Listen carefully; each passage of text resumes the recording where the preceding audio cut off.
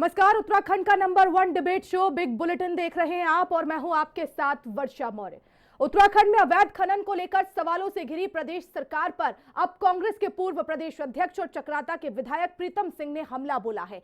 प्रीतम सिंह ने हरिपुर कालसी क्षेत्र में सरकार के संरक्षण में अवैध खनन किए जाने का आरोप लगाया है, तो वहीं बीजेपी ने पलटवार करते हुए प्रीतम सिंह के आरोपों को बेबुनियाद बताया है। बीजेपी का कहना है कि चुनावों में लगातार हार रही कांग्रेस के नेता सरकार पर बेसिर पैर के आरोप लगाकर अपनी भड़ास निकाल रहे हैं। इसी मुद्दे पर आज हम चर्चा करेंगे, लेकिन उससे पहले यह रिपोर्ट देखिए। हरिपुर कालसी में अवैध खनन, बरसे प्रीतम। अफसरों की मिलीभगत, सरकार का संरक्षण। प्रीतम के आरोपों पर बीजेपी का पलटवार। आरोप झूठे, अवैध खनन पर सख्त सरकार। उत्तराखंड में अवैध खनन माफियाओं के सक्रिय होने को लेकर प्रदेश सरकार पर लगातार सवाल उठ रहे हैं और अब कांग्रेस के पूर्व प्रदेश अध्यक्ष और चक्राता से विधायक प्रीतम सिंह ने अवैध खनन को लेकर सरकार को घेरा है। प्रीतम सिंह ने हरिपुर कालसी क्षेत्र में बगैर सीमांकन के ही खनन का पट्टा दिए जाने और वैध खनन की आड़ में जमकर अवैध खनन किए जाने का आरोप लगाया है। प्रीतम सिंह का कहना है कि मशीनों से यमुना नदी का सीना चीरा जा रहा है। चक्राता विधायक ने कहा है कि अधिकारियों की मिलीभगत से ये खेल चल रहा है और सरकार आंख बंद किए हुए है, जिससे साफ है कि सरकार के संरक्षण में अवैध खनन हो रहा है। वहीं प्रीतम सिंह के आरोप पर बीजेपी ने पलटवार करते हुए कहा है कि सरकार अवैध खनन पर अंकुश लगाने के लिए लगातार कार्रवाई कर रही है, लेकिन कांग्रेस नेता केवल सियासी कारणों से सरकार पर बेबुनियाद आरोप लगा रहे हैं। रोज ही देखते हैं अवैध खनन हो रहा है। ऐसा लगता है कि अवैध खनन पर जो है अंकुश लगाने में सरकार पूरी तरीके से विफल है, या यूं कह लीजिए कि अवैध खनन को जो है सरकार के संरक्षण में किया जा रहा है। अधिकारी भी जो है उनकी मिलीभगत है। और हमारे यहाँ तो गजब हुआ हरिपुर कालसी में, तो वहाँ तो आपने पट्टे का अलॉटमेंट कर दिया, अलॉटमेंट करने के बाद जो है सीमांकन नहीं हुआ और बिना सीमांकन के ही जो है उनको परमिट कर दिया कि आप जो है वहाँ से जो है रेत बजरी जो है उसको उठाने का काम करें, और उन्होंने वहाँ जेसीपी और एलएनटी लगा करके अवैध खनन किया है। जो कांग्रेस के नेता प्रीतम सिंह जी ने अवैध खनन का आरोप सरकार पे लगाया है, कतई बेबुनियाद है और लगता है कि चुनाव में लगातार हो रही हार की हताशा से उपजा उनका ये आक्रोश है। और उत्तराखंड सरकार इस मामले में बहुत ही सजग है और अवैध खनन को रोकने के तमाम प्रयास पहले ही सरकार कर चुकी है। और अगर इस तरह का कोई स्पेसिफिक मामला उनके संज्ञान में है तो उनको चाहिए कि सबूतों के साथ आए, निश्चित रूप से उनके खिलाफ जो है कार्रवाई की जाए। कुछ समय पहले पूर्व मुख्यमंत्री और हरिद्वार से बीजेपी सांसद त्रिवेंद्र सिंह रावत ने उत्तराखंड में अवैध खनन का मुद्दा संसद में उठाते हुए चिंता जताई थी। बीजेपी विधायक मुन्ना सिंह चौहान ने भी विकासनगर क्षेत्र में अवैध खनन की बात स्वीकारी और अब चक्राता से कांग्रेस विधायक प्रीतम सिंह ने हरिपुर कालसी क्षेत्र में वैध खनन की आड़ में अवैध खनन का गंभीर मामला उठाया है। अब देखना होगा कि प्रदेश सरकार आरोपों की गहराई से जांच कर अवैध खनन पर लगाम लगाती है या आरोपों के ये तीर ऐसे ही सरकार पर बरसते रहते हैं। देहरादून से संवाददाता अशोक कुमार के साथ ब्यूरो रिपोर्ट, हिंदी खबर। और इसी विषय पर चर्चा के लिए हमारे साथ खास मेहमानों का पैनल जुड़ गया है। परिचय करा देते हुए नवीन ठाकुर जी जुड़ गए हैं, प्रदेश प्रवक्ता हैं भारतीय जनता पार्टी के। शिषपाल सिंह बिष्ट जी प्रदेश प्रवक्ता कांग्रेस के। टिकम राठौर जी केंद्रीय प्रवक्ता यूकेडी। और कुलदीप सिंह राणा जी जुड़ गए हैं, वरिष्ठ पत्रकार हैं। आप सभी मेहमानों का स्वागत करती हूं और चर्चा की शुरुआत नवीन ठाकुर जी आप ही से करना चाहूंगी। विपक्ष बड़ा आरोप लगा रहा है कि अवैध खनन हो रहा है और सरकार के संरक्षण में हो रहा है, अधिकारियों की सांठगांठ है, सरकार लगातार संरक्षण दे रही है, इसीलिए वैध खनन की आड़ में अवैध खनन हो रहा है। क्यों इस तरह के गंभीर आरोप सरकार पर लग रहे हैं और सरकार चुप है? सरकार बिल्कुल चुप नहीं है वर्षा जी, संगठन बिल्कुल चुप नहीं है। देखिए, आदरणीय भरत चौधरी जी ने भी कहा कि लगातार उत्तराखंड ही नहीं पूरे देश में लगातार कांग्रेस की हार के कारण कांग्रेस हताशा में है, निराशा में है। कांग्रेस वो समय भूल गई जब इनके शासनकाल में आरआर गेट हुआ करता था, रामनगर में रंजीत रावत गेट हुआ करता था, कोई एंट्री नहीं होती थी, कोई भी किसी भी गाड़ी की जो है कोई कागज नहीं होते थे, और अवैध खनन तो वो था। कांग्रेस भूल गई, इंदिरा गेट होता था, कोला नदी में, कोसी नदी में किस प्रकार ट्रकों की भरमार रहती थी। और उसका तथ्य प्रमाण ये है वर्षा जी कि कांग्रेस के शासनकाल में कभी भी खनन का राजस्व 250 करोड़ से ऊपर नहीं गया। 240-50 करोड़ जो है खनन का राजस्व होता था, बाकी सब अवैध खनन होता था।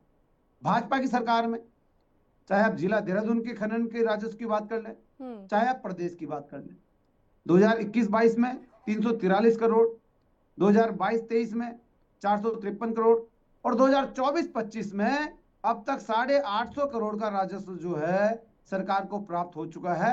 ये फर्क है अवैध खनन और खनन में। हमने अवैध खनन को जो है वैध किया, जो वैध खनन की आड़ में अवैध खनन करते थे उसको हमने वैध किया। कांग्रेस के लोग बताएं 5 वर्षों में इन्होंने कितने अवैध वाहनों पर कार्रवाई की, कितने अवैध भंडारणों पर कार्रवाई की। हमारी सरकार में 1 वर्ष का आंकड़ा दे रहा हूं, पिछले 4 वर्ष का भी है मेरे पास, 2024-25 का देता हूं सीधा सीधा। 780 अवैध वाहनों पर जो है कार्रवाई की गई और उनसे 1 करोड़ 43 लाख रुपए जो है उनसे वसूल किए गए। ठीक है, केवल 776 वाहन 1 वर्ष में। अवैध भंडारण को लेकर जहां पर जो है लोग चोरी से अवैध भंडारण कर लेते थे, 1 वर्ष में उन पर 85 जगह कार्रवाई की गई विभाग द्वारा और 5 करोड़ रुपए की जो है वसूली की गई। ये कांग्रेस का ही शासनकाल था। जब हरीश रावत के लिए नारे लगते थे, लीसा लकड़ी बजरी चोर सब हरीश रावत के चारों ओर। भारतीय जनता पार्टी के शासनकाल में अवैध खनन को पूरी तरह से जो है बंद करने का काम भारतीय जनता पार्टी की सरकार ने किया है, और भविष्य में भी जो है इस प्रकार की चोरी चकारी जो है नदियों में ना हो, उसके लिए और सख्त कदम भारतीय जनता पार्टी की सरकार जो है उठाने जा रही है। ठीक है, शीशपाल सिंह बिष्ट जी, क्या वाकई में ये हार की हताशा है, हार की बौखलाहट है जो बात यहाँ पर भारतीय जनता पार्टी कर रही है कि कांग्रेस लगातार हार का मुंह देख रही है और इसीलिए उसके पास कोई मुद्दे नहीं है, इस तरह के अनर्गल आरोप लगा रही है? या आपको लग रहा है कि वाकई में यहाँ पर अवैध खनन हो रहा है? अगर हो रहा है तो ऐसे तथ्य सबूत भी पेश करिए ताकि बात आपकी सरकार तक पहुंचे। वर्षा जी, इसी को कहते हैं एक तो चोरी और दूसरा ऊपर से सीना चोरी। और भारतीय जनता पार्टी क्योंकि अवैध खनन को रोकने में विफल है, माननीय हाईकोर्ट के हालिया आदेशों को अगर आप देख रहे हैं तो राज्य में अवैध खनन की जो है बहार है। बागेश्वर के कांडा क्षेत्र में जो हो रहा था वो अब कालसी क्षेत्र में भी हो रहा है, और लगातार सरकार के संरक्षण में ये हो रहा है। हरिद्वार के संत लगातार गंगा में अवैध खनन की शिकायत कर रहे हैं, और मात्र सदन को तो माननीय प्रधानमंत्री जी को पत्र लिखना पड़ा। देश के उत्तराखंड के पूर्व मुख्यमंत्री जो भाजपा के थे उनको लोकसभा में अवैध खनन का मामला उठाने के लिए मजबूर होना पड़ा। ये कांग्रेस के आरोप नहीं है, ये यथार्थ के धरातल पर अवैध खनन माफिया को जो सरकार का संरक्षण प्राप्त है वही बात माननीय प्रीतम सिंह जी ने की, और इसी से ये बौखला गई। ये कह रहे हैं साहब कांग्रेस पार्टी चुनाव हारी इसलिए बौखला रही। अरे भाई, आपसे किसने कह दिया जो चुनाव हार जाता है वो जो है सरकार के भ्रष्टाचार को नहीं उठा सकता? मीडिया के लोग उठा सकते हैं, वो कोई चुने हुए प्रतिनिधि वो कहां चुनाव जीतते कहां हारते हैं? भाई आप ये बताएं, सामाजिक संगठन के लोग, एनजीओ के लोग सभी जो है भ्रष्टाचार की शिकायत कर सकते हैं, उस मामले को उठा सकते हैं। भारतीय जनता पार्टी ये बताए कि अवैध खनन माफियाओं को खुली छूट क्यों मिली हुई है? 2022 में माननीय हाईकोर्ट ने गंभीर टिप्पणियां की प्रदेश सरकार की खनन नीति पे। उन्होंने कहा कि जो है खनन माफियाओं के इशारे पर प्रदेश सरकार काम कर रही है, और 2500 करोड़ रुपए के राजस्व का नुकसान राज्य के राजस्व को हुआ है। ये बड़ी बड़ी बातें कर रहे हैं। और माननीय हाईकोर्ट ने अभी कांडा क्षेत्र में क्या कहा? उन्होंने कहा खनन माफिया को खुली छूट है। उन्होंने तो वहां के डीएम को, वहां के जिला खान अधिकारी को, प्रदेश के खनन सचिव को और खनन महानिदेशक तक को तलब किया और कहा कि जो ग्रामीणों की कृषि भूमि अवैध खनन माफिया के कारण नष्ट हो गई है, पूरे गांव में, पहाड़ों में दरारें आ गई हैं, इसका जिम्मेदार कौन है? और पूरे प्रदेश के अंदर न गंगा सुरक्षित है, न यमुना सुरक्षित है। ये चारों तरफ जो है खनन माफिया के इशारे पे काम कर रहे हैं। और जब कांग्रेस पार्टी सरकार को चेता रही, जगा रही है, अपनी इस प्रकार की नीति को बंद करने के लिए कह रही है, तो उल्टा कांग्रेस पे ही आरोप लगा रहे। अरे भाई, कांग्रेस के दौर में अगर कहीं कुछ गलत हुआ तब आप कहां सोए हुए थे? आपने क्यों नहीं उठाए मामले को? और निश्चित तौर पर आप जो है उसी परंपरा पे चलेंगे क्या? फिर अलग चाल चरित्र चेहरे की क्या बात है? कांग्रेस ठीक है के सर, मैं दौर में लौटूंगी कभी आपके पास। कभी अवैध खनन माफिया के हौसले इतने बुलंद नहीं रहे। भले ही ये जो भी झूठे आरोप लगाते रहे, 8 साल से आपकी प्रचंड ठीक है, मैं बहुमत इसका की जवाब सरकार लूंगी। है और आप खनन माफिया पे नकेल नहीं लगा पा रहे हैं, ये हकीकत है। ठीक है सर, सर, शीशपाल जी आप रुक जाइए। टीकम राठौर जी, कितनी सच्चाई है प्रीतम सिंह जो आरोप लगा रहे हैं कि सरकार के संरक्षण में अवैध खनन हो रहा है, लंबे समय से हो रहा है, लेकिन उसके बाद भी सरकार जो है वो आंख बंद किए हुए है। दूसरी तरफ जो नवीन ठाकुर जी वो ये कह रहे हैं कि हमने इतना राजस्व कमा लिया, बस ये तो हार की बौखलाहट है। आपको भी लग रहा है ये? देखिए वर्षा जी, नवीन ठाकुर जी तो क्या क्या कहेंगे ये तो हम नहीं कह सकते, पर मैं ये कहना चाहता हूँ मुख्यमंत्री जी ने सोचा कि मैं वैद के आड़ में अवैध खनन करा लूं, किसी को पता नहीं चलेगा। तो इनके तो खुद अपने विधायक विरोध कर रहे हैं, हमने तो बाद में विरोध किया है। प्रीतम सिंह जी ने भी बाद में विरोध किया। सबसे पहले तो लोकसभा के अंदर इन्होंने त्रिवेंद्र कुमार जी ने बात की, त्रिवेंद्र रावत जी ने बात की, फिर मुन्ना सिंह ने खुलकर विरोध किया। तो कई तो इनके नेता ऐसे हैं जो खुद ही विरोध कर रहे हैं। इन्होंने आवंटन भी नहीं कर रखे, पट्टे की जो सीमांकन होती है ना, वो सीमांकन कहीं नहीं है। और ये खुलकर जो अधिकारी है उनके द्वारा ये अवैध काम करा रहे हैं, क्योंकि धामी जी तो खुद इसमें बहुत एक्टिव रहे पहले, वो खुद इस चीजों को जानते हैं कि किस तरीके से वैध को अवैध किया जा सकता है। तो ये तमाम जो चीजें हैं ये खुलकर, अब जब ये पोल की डोल इनकी खुलने लग गई और सीधा भ्रष्टाचार का जो मुआना खुला वो सीधे मुख्यमंत्री की तरफ खुला। ये मुख्यमंत्री करा रहे हैं, यदि मुख्यमंत्री नहीं करा रहे ना तो अधिकारियों को सस्पेंड क्यों नहीं कर रहे आप? करो ना सस्पेंड। आप ये जो ये खामोखा का जो ये ब्लेम लगा रहे हैं कि हमने इतने ट्रकों का चालान किया है, पहले अधिकारी को करो ना जिसकी ड्यूटी है वहां पे, जिसने आवंटन कर रखा पट्टा। ये खुलकर भ्रष्टाचार करा रहे हैं। और जब ये डोर की पोल खुल गई पूरे उत्तराखंड के अंदर, तब मुख्यमंत्री जी को लगा कि अब तो मेरे ऊपर सीधा सीधा भ्रष्टाचार का आरोप लग रहा है। तो इसीलिए तो हम कह रहे हैं कि खुलकर भ्रष्टाचार करा रहे हैं, अपने आप करवा रहे हैं, वहां से मोटी रकम ले रहे हैं और सीधा सीधा प्रदेश को चूना लगा रहे हैं। ठीक है, ये जो रकम है ये सीधे सीधे अपने पास जा रही है, कहाँ इनको जाती है, पार्टी को जा रही है, किसको जा रही है, सीधे सीधे ये प्रदेश को नहीं मिल रहा है ये पैसा। कुलदीप सिंह ये राणा हमारा जी, कहना है। कितनी सच्चाई है प्रीतम सिंह जो आरोप लगा रहे हैं, क्या वाकई में वहां पर वैध खनन की आड़ में अवैध खनन हो रहा है और सरकार का इस पर संरक्षण है? आपको क्या लग रहा है? देखिए, ये जो बातें अभी मैं यहाँ पे सुन रहा था, बहुत हमारे राजनीतिक दलों के प्रवक्ताओं ने एक दूसरे को कटघरे में खड़ा करने का जो प्रयास किया, हकीकत ये है कि ये सब टीवी के सामने है। उत्तराखंड में अवैध खनन में सभी के हाथ 5वें उंगलियां घी में है, सभी राजनीतिक दलों की। इससे कोई नहीं बचा है। और मैं चुनौती के साथ आपसे आपके समक्ष ये सवाल मैं तीनों राजनीतिक दलों के प्रवक्ताओं से कर रहा हूँ कि बताइए क्या किसी राजनीतिक दल का प्रवक्ता या किसी राजनीतिक दल से कोई व्यक्ति खनन का पट्टा लेकर के खनन नहीं कर रहा है? सभी कर रहे हैं। टीकम राठौर जी, माफ कीजिएगा, अब रुक जाइए। उत्तराखंड की में खनन आज से नहीं है। खनन और आबकारी ये दोनों एक ऐसे महकमे हैं जो राजनीतिक दलों की जड़ों को पोषित करते हैं। इन दोनों के बिना कोई भी राजनीतिक दल राजनीतिक क्षेत्र में आगे नहीं बढ़ सकता। तो यही कारण है, अभी जो भाजपा प्रवक्ता ने बताया कि हमने 700-800 करोड़ रुपए का हमने राजस्व किया और इतने लोग पकड़े, निसंदेह है उन्होंने कांग्रेस के प्रवक्ता को कटघरे में खड़ा करने के लिए ये बताया, बिल्कुल ठीक है, सरकार ने किया है। लेकिन मैं आपको एक बात तथ्य के साथ बता रहा हूँ, क्योंकि मैं कॉलेज में जियोलॉजी का स्टूडेंट रहा हूँ, भूगर्भ शास्त्र का मैं विद्यार्थी रहा हूँ अपने कॉलेज। उत्तराखंड की जो नदियां हैं, इन नदियों में इतना खनिज है कि जो उत्तराखंड के पूरे बजट के लिए पर्याप्त है। इतना खनिज उत्तराखंड की नदियों में है। और सिर्फ गंगा और यमुना का अभी तो जो चीजें निकल करके आ रही हैं उसमें सिर्फ गंगा और यमुना की ही माइनिंग की बात हो रही है। हल्द्वानी का गौला है, उसके अलावा पूरे उत्तराखंड में जितनी नदियां हैं और उनमें से जो नदियां सूख चुकी हैं उन नदियों में जो खनन हो रहा है, ठीक है। और आश्चर्य की बात, मैं जहां रहता हूं देहरादून में, मेरे घर के पास ही 2 सूखी नदियां, बरसाती नदियां हैं। हालांकि वो नदियां थी कभी, अब उनका स्वरूप बदल गया है।